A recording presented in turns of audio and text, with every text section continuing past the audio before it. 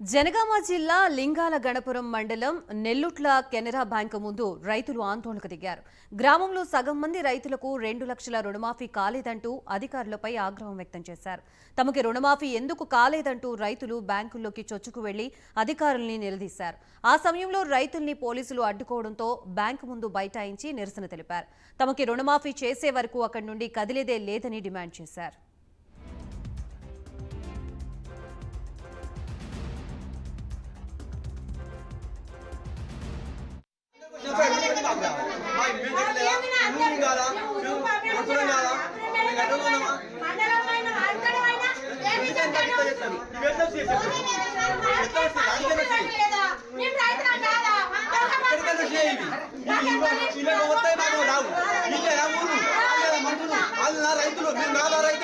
రైతులం మేము రుణమాఫీ అని మేము వచ్చి అడుగుతున్నాం సారు.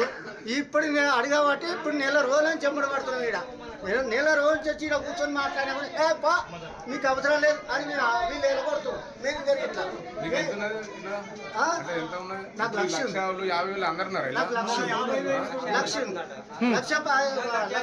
సార్ ఇప్పుడు నెల రోజులని మేము తిరగబట్టి అయితే మేము దగ్గరికి అడుగుతా బాబు నీకు రుణమాఫీ లేదు అని వెళ్ళకూడదు.